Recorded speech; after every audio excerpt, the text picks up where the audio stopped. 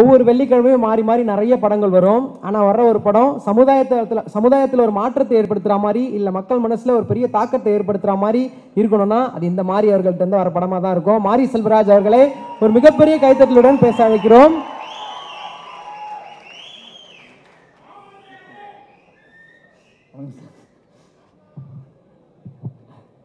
எல்லாருக்கும் வணக்கம்.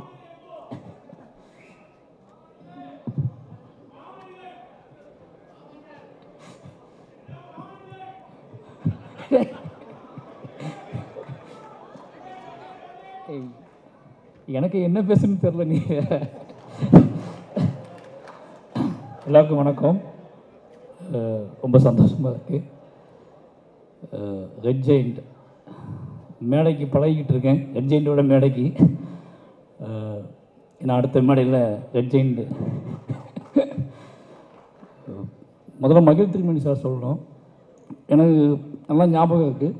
பெரியரும் பெருமாள் ஒரு ஸ்பெஷல் ஷோ போட்டோம். அதுக்கு முன்னாடி நான் மகிழ் திருமணி சாரை பார்த்ததில்லை.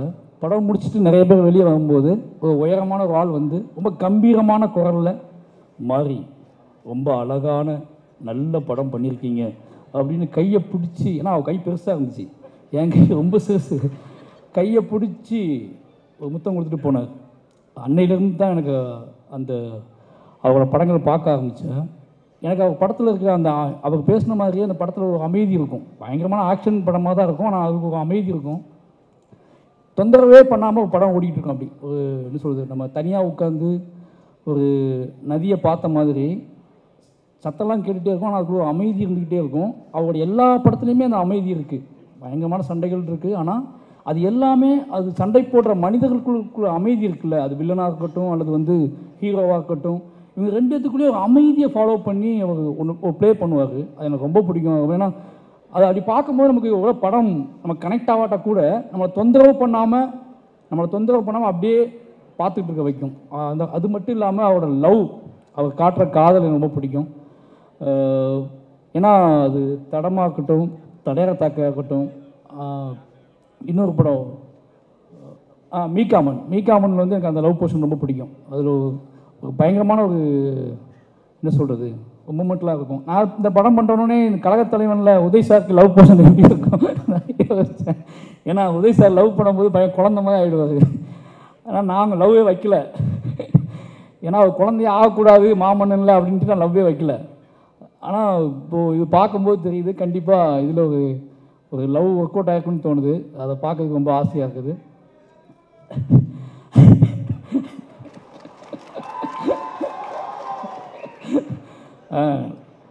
அடுத்து உதய் சாரை பற்றி எப்படி சொல்கிறது, கடைசி படம் வாங்க சார் பண்ணலான்னு கூப்பிட்டாரு. வரவங்க எல்லாரும் படம் பண்ணாடுறாங்க. கீழே உட்காந்துக்கு ராஜேஷ் சார் ஓகே 2 பண்ணுறேன் அப்படிங்காரு. மேலே வந்து அவர் நெஞ்சுக்கு இது 2 பண்ணுறேன்னு சொல்கிறாரு.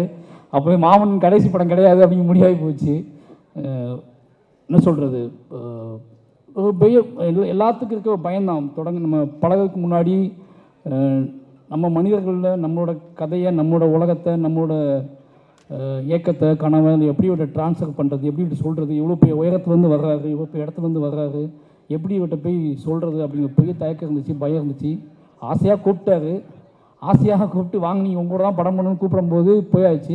எப்படி பண்ணுவாருன்னு யோசித்து பார்த்தா அவர் ஒரு ரிலேஷன்ஷிப்பை தொடங்கிட்டு தான் மாமன்னன் ஆரம்பித்தார். அதுவே எனக்கு ரொம்ப அது அன்பிலீவபிளாக, ஏன்னா நம்பவே முடியல. ரொம்ப நெருக்கமாக ஒரு ரிலேஷன்ஷிப்பை ஸ்டார்ட் பண்ணிட்டு தான் ஃபஸ்ட்டு ஷாட்டே அவர் வந்து நடிக்க வந்தார். அது எனக்கு ரொம்பவே மாமன்னனில் வெளிப்படையாக சொல்லணும் அப்படின்னா பெரியரும் பெருமாள் கர்ணனில் ரொம்ப ப்ரெஷராக ஒர்க் பண்ணேன்.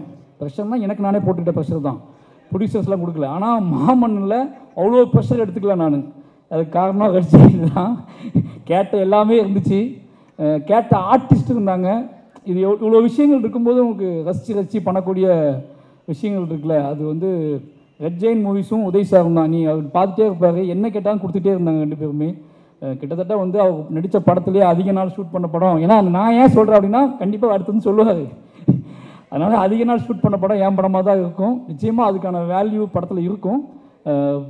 எல்லாருக்குமே வாழ்த்துக்கள். அப்புறம் வந்து கலையரசன் நடிச்சிருக்கான், யார் சொல்கிறதுன்னு தெரியல.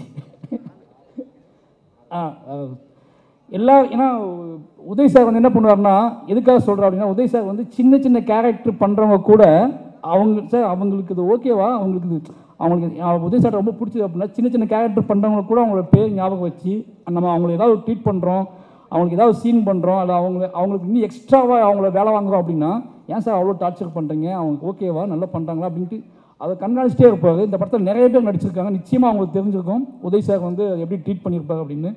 நிச்சயமாக கழகத் தலைவன் வந்து மாமன்னுக்கு ஒரு பெரிய என்ன சொல்கிறது, மாமனுக்கு முன்னாடி வரக்கூடிய ஒரு பெரிய படமாக இருக்கும்.